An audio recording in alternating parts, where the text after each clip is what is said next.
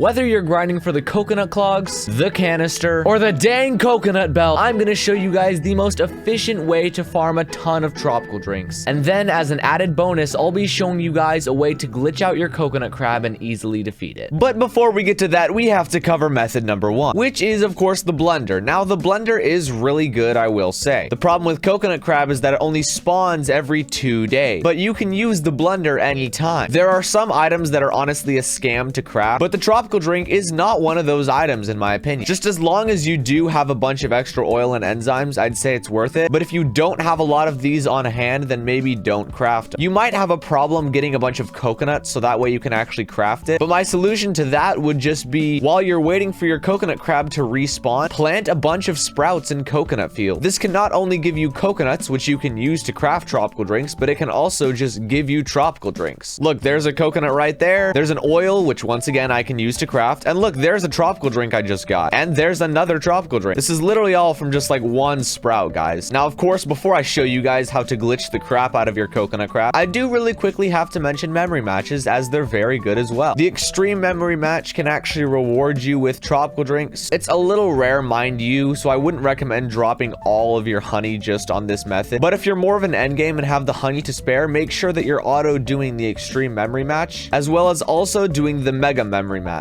But of course, the most overpowered method is from coconut crab. Now, yes, there is a glitch that was found years ago to beat coconut crab, and I just tested it before I recorded this video. It does indeed work, so I'm going to show you guys how to perform it. And also, might I add, while we're setting this up, you want to do your coconut crab as often as possible, yes, because that'll give you the most tropical drinks. If you're good, you can average about 10 every single time you defeat your coconut crab. But you also want to make sure that you can get a gifted vicious beak, because this gives minus 15% monster respawn time, and you can also get monster respawn time on your stick bug amulet. But of course, in order to perform this glitch, we're actually going to have to equip some weird stuff, specifically these boots right here. But these are crucial to perform the glitch, and you'll see why in a second. Now, what you need to do is come up to the 35B zone, and you need to have shift lock on for this. I mean, you technically don't, but having shift lock on makes it like a million times easier. For those of you who don't know how to turn on shift lock, go to settings, go to shift lock switch, and make sure that it is turned on. I think the standard keybinds for shift lock switching are your comma and period keys on your keyboard. So if I click the period, I will do this, and if I click the comma, I will do this. You want to make sure that you're lined up perfectly with the field. Then you're going to jump up here on this rock, which is going to allow you to go up here, and then you're going to angle your mouse ever so slightly. And that's because our goal is to make it onto the edge of this field without actually falling in. And keep in mind, this might take you a few attempts. I just angle my mouse all the way up, turn it ever so slightly, then walk forward, and I just keep repeating this process until coconut crab spawns. This may take a few minutes. Move in very small increments, as it helps a lot. And just like that, there is our coconut crab. Now, the thing is, coconut crab can't actually attack you from up here, at least with the claws. The one thing he can attack you with is the coconuts. Now, the coconuts are pretty tough to dodge. Thankfully, I have the coconut shield. Basically, the first coconut that coconut crab drops will always target you. So we're actually going to have to jump over it, and that's why we use the boots. Because if we jump too high, we will leave the field borders. Basically, coconut crab jumps once, jumps twice, and then on the third jump, that's when we jump. And that will actually cause us to dodge the coconut, as you just saw. So we're going to try this again. Coconut crab is going to come over, and he's going to try and attack us with the claws. It will not work. And then coconut crab is going to finish. He's going to head over there. 1, 2, and then we jump. And keep in mind, this might take a few attempts to perfect. But if you're struggling with defeating your coconut crab, this is one way that could definitely help. 3, boom. See, we jumped over the coconut nice and easy. Oh yeah, every once in a while, you might get another stray coconut that will hit you. Your goal is just maybe to avoid that, or try jumping over that as well. And if you're looking for another method, also just put planters in coconut field and do windy bee. That will also give tropical drink. But I really hope you guys enjoyed this video. So thank you so much for watching, everyone. Have an amazing rest of your day, and I will see you all in the next video.